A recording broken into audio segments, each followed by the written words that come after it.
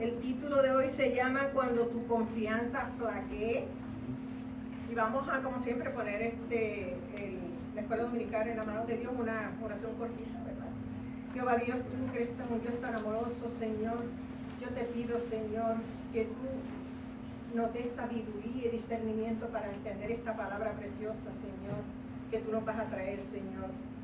Yo te pido, Señor, que no salgamos de la misma manera que entramos, Señor, que salgamos edificados y que podamos aplicar esta palabra que vamos a aprender del apóstol Juan y lo podamos aplicar con otra persona, porque de nada nos vale escuchar, pero no hacer, no obedecer, Señor. Y esto te lo pido en el nombre de tu Hijo Jesucristo. Amén. ¿Pueden tomar asiento? Y la vida es una carrera.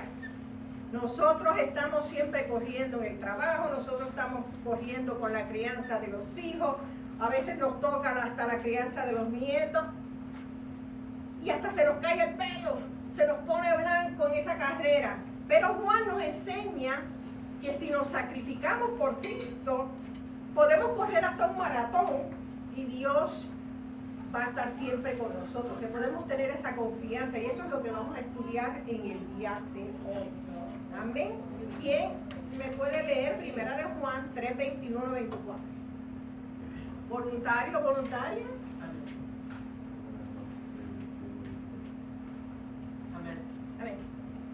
Amados, si nuestro corazón no nos responde, confianza tenemos en Dios, y cualquiera cosa que pidiéramos le recibiremos, porque guardamos sus mandamientos y hacemos las cosas que son agradables delante de Él. Y este es su mandamiento, que creamos en el nombre de su Hijo Jesucristo, y nos amemos unos a nosotros como nos lo ha mandado. Y el que guarda sus mandamientos permanece en Dios y Dios en él. Y en esto sabemos que Él permanece en nosotros por el Espíritu que nos ha dado. Amén. Y Juan aquí nos está hablando del corazón, pero cuando nos está hablando del corazón nos está hablando de la conciencia moral, que es iluminada por la palabra y el Espíritu. También él señala que cuando la conciencia no acusa el pecado conocido, el creyente disfruta confianza, libertad, cercanía con Dios. También no se trata de perfección, porque no somos perfectos, ¿verdad? Sino de tener una vida sincera, sin ser dobles en el sentido de que a veces somos una persona aquí en la iglesia, y cuando salimos, miren, sapos y culebras salen por esa boca a veces de personas, y las he visto personas, yo me acuerdo en la otra iglesia, salíamos, cuando estábamos en Strasbourg, y la gente, los americanos fumando, y yo decía, oh my God, tenemos que ser siempre lo mismo, no podemos tener una vida doble si somos cristianos. No se debe tolerar el pecado, ¿verdad? Y esta confianza no debe ser una presunción para nosotros, sino la seguridad de que el hijo que se acerca a su padre lo puede hacer con temor, sin temor, y Dios nos va a resguardar siempre. También Él está hablando aquí, Él está describiendo el fruto de esa conciencia, que uno tiene que tener esa conciencia limpia a través de una oración eficaz. Y Él explica que esa promesa, ¿verdad?, está condicionada ¿a qué? A hacer la voluntad de Dios, a pedir sinceramente, ¿verdad?, con una fe sincera. Pero también tenemos que vivir en obediencia y amor. También Él dice que hay que buscar la gloria de Dios y no los deseos egoístas. Eso es lo que nos está diciendo, nos está enseñando el apóstol Juan. Y Él dice que no hay una fórmula mágica, ¿verdad? Porque esto no es una fórmula mágica, sino es una relación que uno tiene que tener con Dios y uno tiene que crear.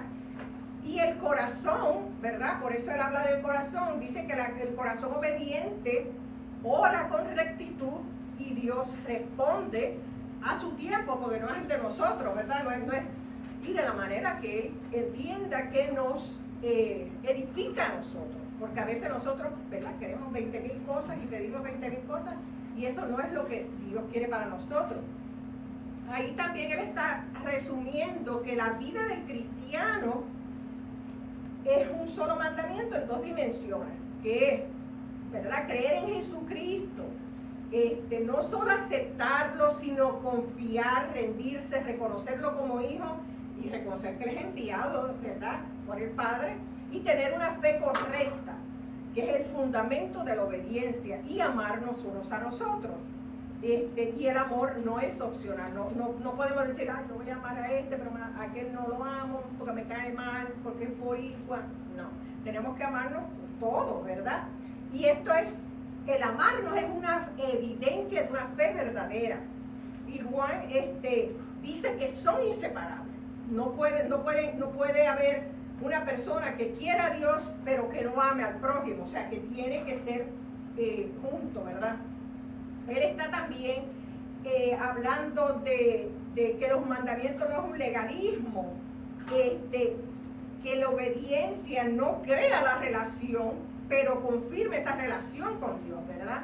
Y él explica que permanecer en Dios implica comunión, dependencia, obediencia, vida espiritual activa, y que Dios permanece en nosotros mediante el Espíritu Santo. También él está hablando aquí de que hay una base de discernimiento espiritual que nos lo da el Espíritu Santo, porque el Espíritu Santo es el que produce la obediencia, da testimonio de nosotros, ¿verdad? Como hijos de Dios, nos guía a la verdad, nos capacita para amar y nos mueve a orar con confianza, ¿verdad? Y esta es la evidencia de una vida en Dios verdadera, ¿verdad? De un creyente. Así que, en resumen, lo que el apóstol Juan nos está diciendo aquí es que Dios responde a las oraciones de quienes viven en obediencia, buscándole y agradándole. La obediencia y la fe son claves para recibir lo que se pide en oración. O sea, no podemos pedir, pero no obedecer, porque si no obedecemos, entonces estamos pidiendo a los ciegos, ¿verdad? Y el mandamiento central es doble, es creer en Jesucristo y amarnos unos a los otros. La fe y el amor son inseparables en la vida cristiana. No basta con creer, también hay que amar. Y quien obedece a Dios permanece en comunión con Él y Dios permanece en esa persona. La evidencia de esta comunión es la presencia del Espíritu Santo en la vida del creyente.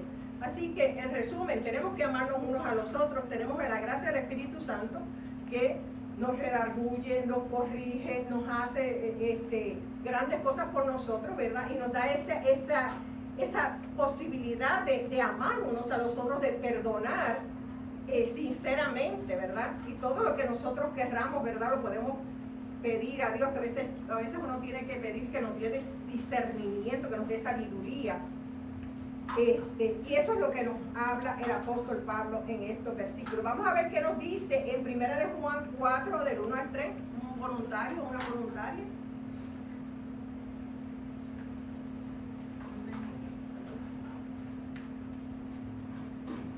Dice, amados, no creáis a todo espíritu, sino probad los espíritus si son de Dios, porque muchos falsos profetas han salido por el mundo. En esto conocer el Espíritu de Dios. Todo espíritu que confiesa que Jesucristo ha venido en carne es de Dios. Todo espíritu que no confiesa que Jesucristo ha venido en carne no es de Dios. Y ese es el espíritu del anticristo, el cual vosotros habéis oído que viene y que ahora ya está en el mundo. Y aquí fíjense que en los primeros siglos había maestros que afirmaban hablar de inspiración divina, pero Juan enseña que todo lo que parece espiritual proviene de Dios, pero hay veces que hay que discernir porque no todo proviene de Dios. Entonces él está hablando que la existencia del Espíritu Santo no elimina la presencia de estos espíritus engañosos. Y nosotros como cristianos tenemos que tener y pedir discernimiento y no ser incrédulos. Hay tantos y tantos falsos profetas hoy en día, y tantos iglesias que lo que hablan es del dinero, ¿verdad? Y se llenan porque la gente es atraída a lo malo. Y esto es lo que nos está hablando aquí el apóstol Pablo, es mi favorito, pero no es Juan. Él también explica, ¿verdad?, que en la iglesia primitiva, ¿verdad?, estaba llena de falsos profetas. Y hoy en día no somos nada diferente, ¿verdad? Y estos falsos profetas se presentan como inspiradores, se presentan con una mezcla de que ay, yo tengo la verdad, como hemos estado estudiando en los estudios bíblicos, ¿verdad? Y a veces cómo engañan a la gente es que mezclan lo que es correcto con lo que es erróneo. Y por eso la gente se equivoca, ¿verdad? Y se confunde. Y atraen a muchos con un mensaje que a la gente le gusta. Como Joel Austin, que habla de la prosperidad. Ay, la gente, esa iglesia se llena porque lo que le dice a la gente es que usted va a tener dinero si está con Dios. Y verdad, y la gente lamentablemente le gusta el dinero. Aunque el dinero no compra ¿cómo se llama? No compra la felicidad, ¿verdad? Pero paga deudas y la gente dice, voy a tener dinero, voy a esa iglesia. Y atrae, lamentablemente, y como les dije, él cita la Biblia, pero tiene cosas erróneas también. Pero por eso engaña.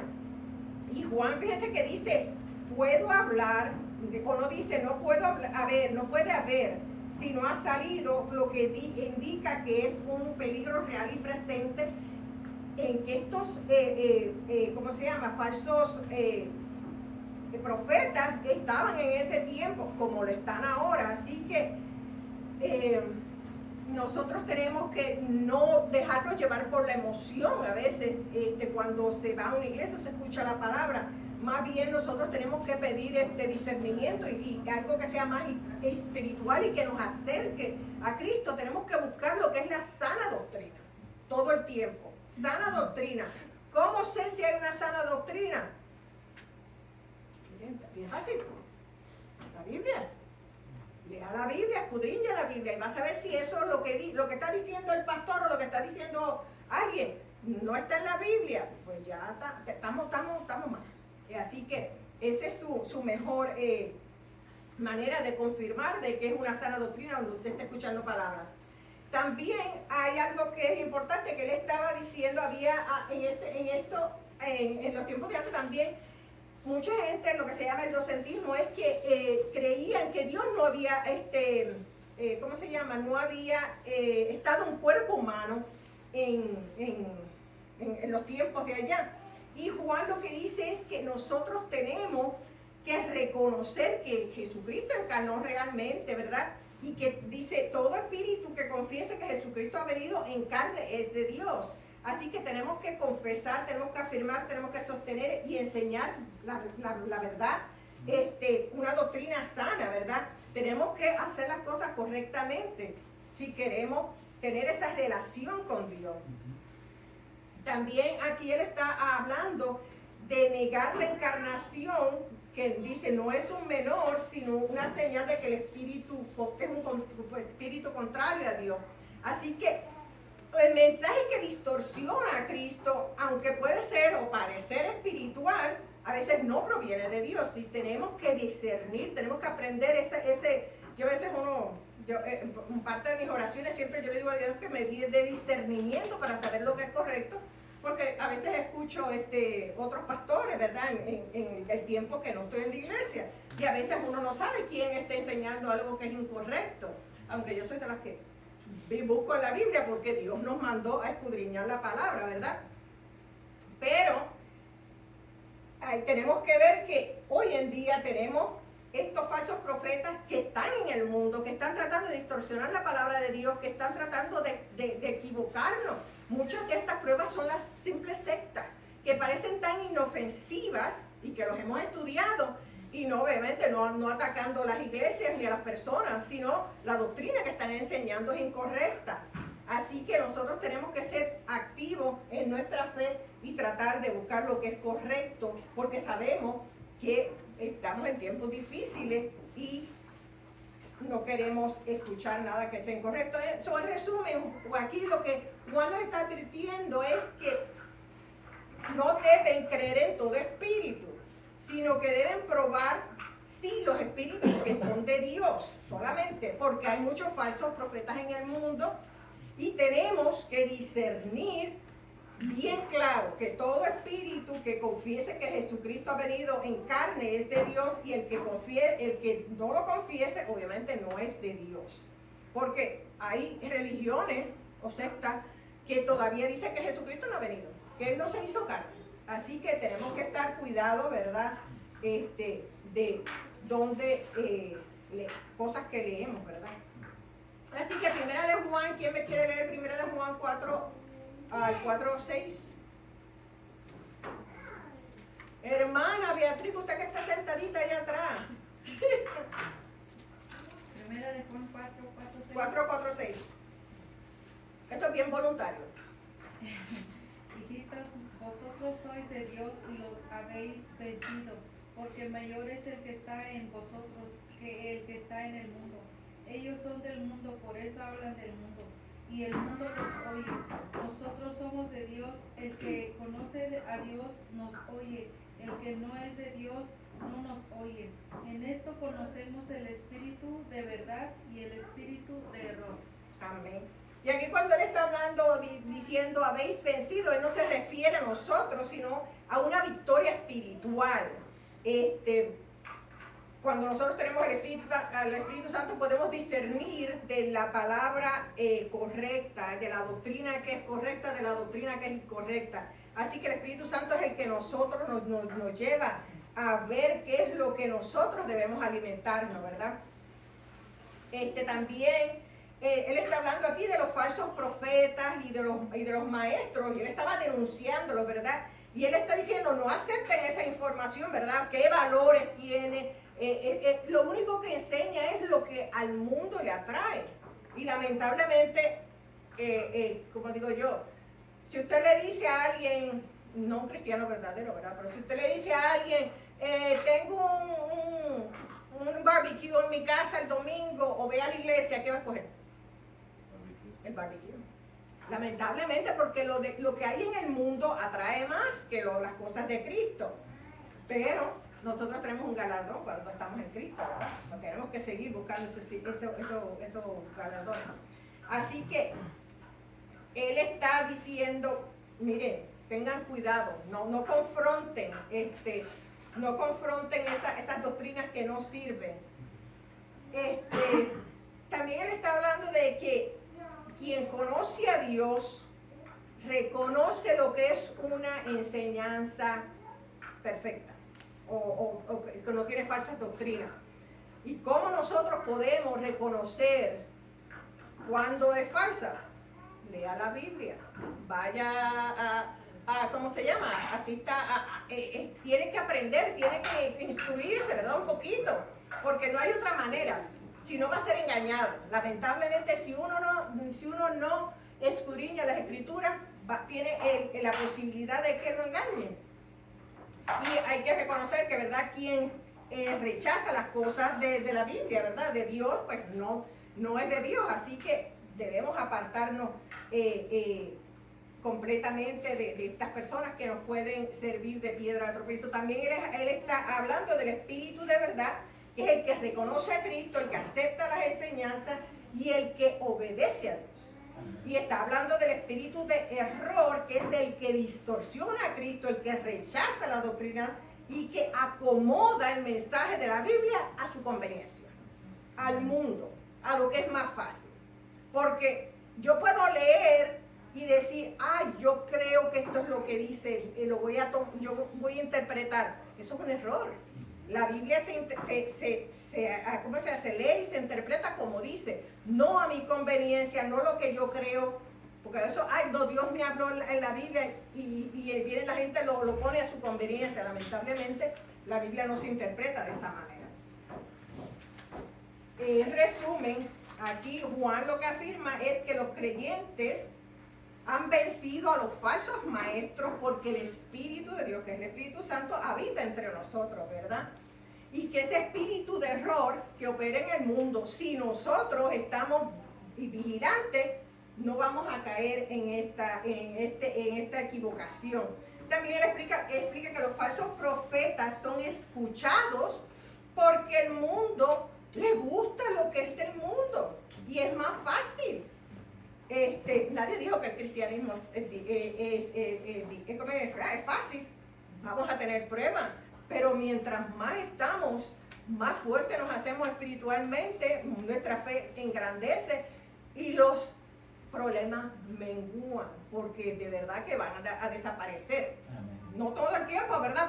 Pero de verdad que el ataque es más cuando yo creo que cuando empieza la persona.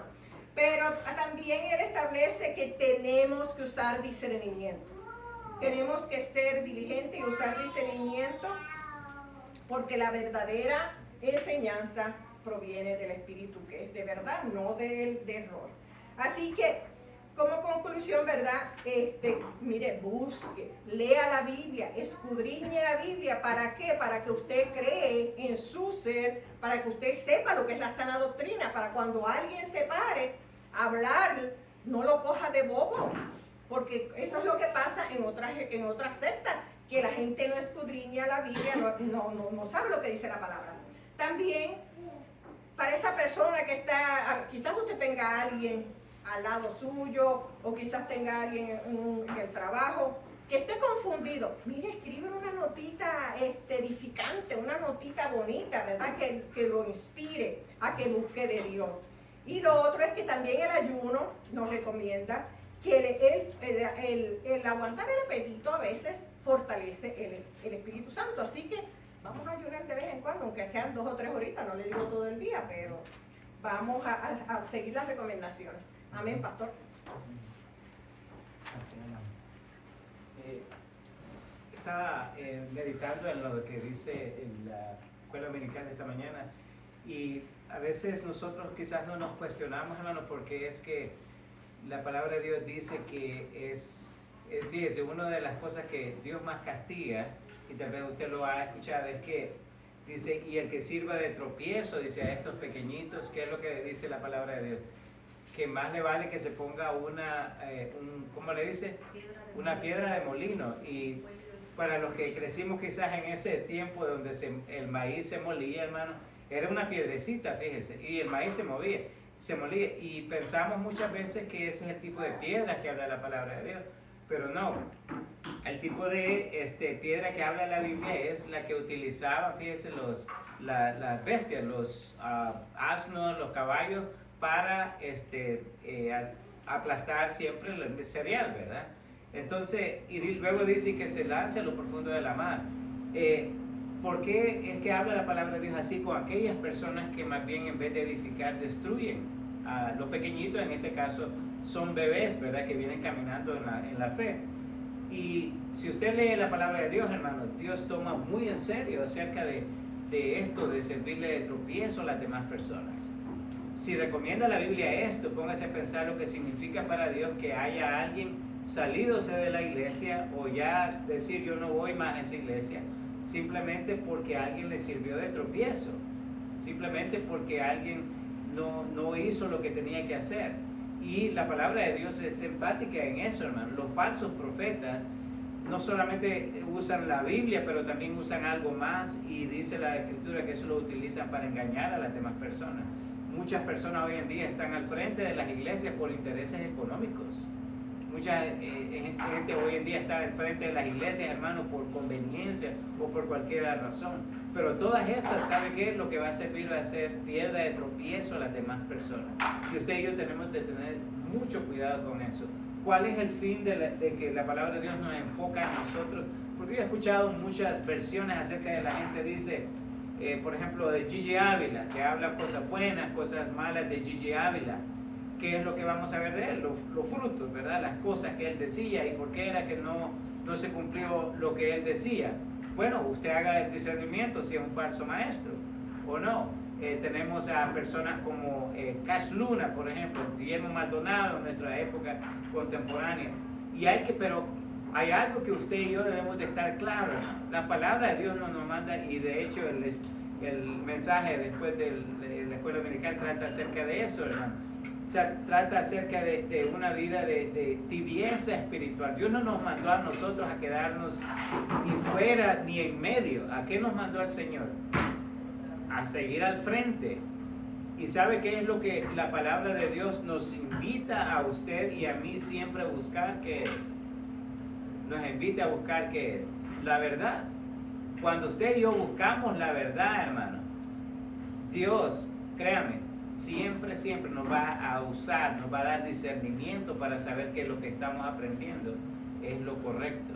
Porque aquí podríamos decir, hermano, mire, pero es que son de otras iglesias, son de otras religiones, ¿verdad? Pero, y hay un dicho, de hecho, que lo hemos mal utilizado, ¿verdad? Porque incluso a veces decimos, hermano, con tal de que cree en Dios. Eso es un decir, hermano. Pero eso es como ir a que usted vaya a un país, vaya para México, o vaya para Honduras, o Bolivia, y usted diga, no, voy a ir al aeropuerto y cualquier avión me va a llevar, ¿verdad? No funciona así. Véase que la búsqueda de la verdad, de hecho, en Estados Unidos, el himno nacional habla acerca de pursuit of truth, ¿verdad? La búsqueda de la verdad, hermano. ¿Por qué es importante la búsqueda de la verdad? Si usted no busca la verdad, entonces ¿a qué va a creer? ¿Entiendes? Vamos a creer a cualquier cosa. Entonces, la verdad, hermano, la búsqueda de la verdad es muy importante para usted y para mí. Y por lo tanto, nosotros tenemos que estar atentos a lo que es y no es verdad. ¿Cuál es el medidor aquí?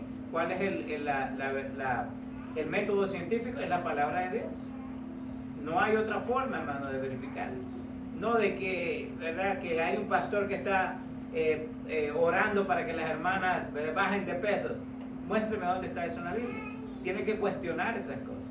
O es que al hermano Dios lo utilizó, ¿verdad?, para que le salieran dientes de oro a fulano y a mengano. Búsqueme eso en la Biblia. ¿Cuál es el objetivo de eso? Entonces, la búsqueda de la verdad sí es importante, hermano. Entonces, cuando nosotros hablemos de la palabra de Dios, hermano, y hablemos de cualquier otra cosa, ¿sabe qué es lo que importa? No es nuestros sentimientos, no es nuestro pensamiento, porque la palabra de Dios dice que incluso mis pensamientos, dice, no son vuestros pensamientos, y viceversa. Entonces, sí, a Dios sí le interesa, hermano, que lo que buscamos es la verdad. Entonces, cuando usted vaya a hablar algo, hermano, ¿qué es lo importante de tener a la mano? Argumentos que pesen. ¿Y cómo va a pesar un argumento? Con usted teniendo la verdad a su lado. ¿Qué mejor de hablar la palabra de Dios, de hablar de estas cosas y saber que lo que usted está transmitiendo es un mensaje que va a calar en la vida de las personas? ¿Por qué? Porque es un mensaje de verdad. Así que vamos a ponernos de pie, hermano, vamos a orar, vamos a tener unos 15 minutos de refrigerio, y le pido por favor de que ¿verdad? Nos saludemos y luego que vayamos a tomar agua, si no café. Señor, te damos gracias por esta mañana, Señor, este hermoso día que usted ha preparado, Señor, último domingo aquí en su casa, Señor, en este altar. Señor, gracias por la batalla, por la lucha que nos ha permitido pelear, Señor, pero sabemos que teniéndolo a usted, Señor, tenemos las batallas ganadas, Señor, la guerra ganada. Le damos gracias por los altos y los bajos, Señor, que hemos pasado este año, pero le pedimos, Señor, que nunca se aparte de nosotros. Señor amado, que nos ayude a caminar siempre en rectitud, Señor, reconociendo, Señor, que usted es el camino, la verdad y la vida. Señor, que no podemos ir al Padre sino por medio suyo. Le damos la gracia infinitamente por cada hermano aquí presente, Señor, por los que aún vienen en camino. Bendiga a cada uno, Señor.